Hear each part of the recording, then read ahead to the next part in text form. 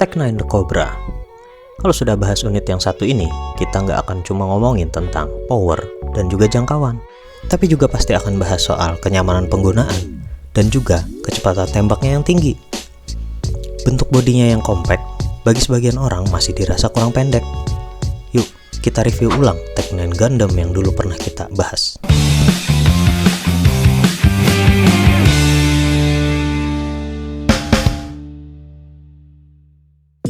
Halo Airsofters, hari ini kita bersama dengan Tech9 The Cobra, salah satu unit spring yang ada di Indonesia yang paling gampang di custom.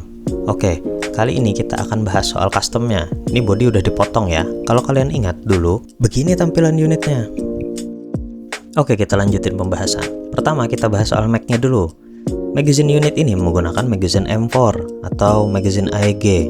Jadi dia sudah tidak pakai magazine standar ya, dan semua itu berkat adapter magazine dari RCW. Ini adalah adapter magazine dari Tech9 ke M4 AEG. Oke, selanjutnya popor menggunakan konektor berbahan dari 3D print. Sedangkan untuk bagian depan atau pengokang ini dipotong. Nah, kalian bisa lihat inner barrelnya di sini nggak rapi. Sebenarnya ini ada sambungannya lagi di depan, tapi lagi aku cabut ya, biar kesannya lebih pendek gitu. Untuk triggernya sendiri ini aku custom.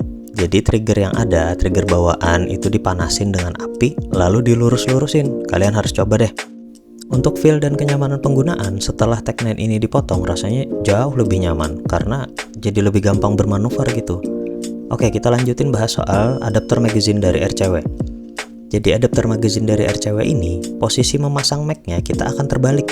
Bagian depan ke belakang dan belakang ke depan. Kenapa jadi begitu? Karena posisi lintasan untuk menaikkan BB dari bawah atau dari magazine ke chamber itu adanya di belakang sini, dan chambernya itu agak mundur gitu, nggak di depan banget.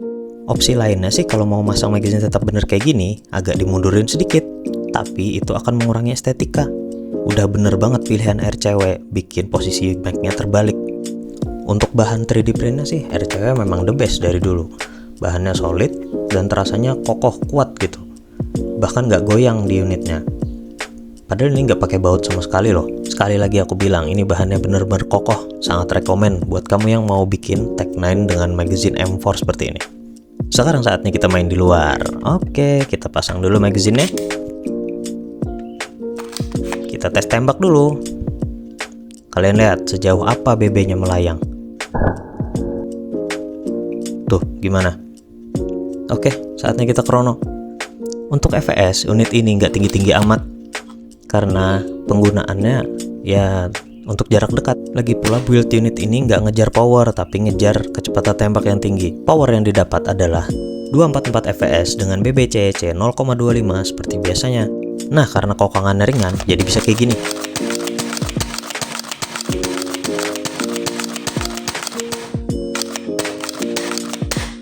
Gampang banget buat nembak brutal sambil berlarian di field speed KB, atau istilahnya biasanya rapid fire.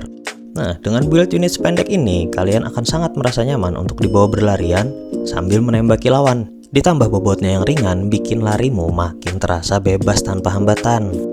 Gimana? Apakah kamu tertarik buat bikin build unit seperti ini? Aku spill sedikit ya. Setelah ini aku ada video step by step cara pengecatan unit seperti Tech9 Gundamku ini, dan itu adalah pesanan dari Second Shop Malang. Beliau minta dibikinkan unit yang tampilannya mirip seperti punyaku. Oke, ini adalah cat semprot yang aku pakai untuk Tech9 Gundamku yang satu ini.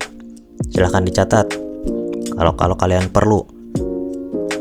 Siapa tahu kalian mau bikin unit seperti ini juga atau terinspirasi dari warna seperti ini.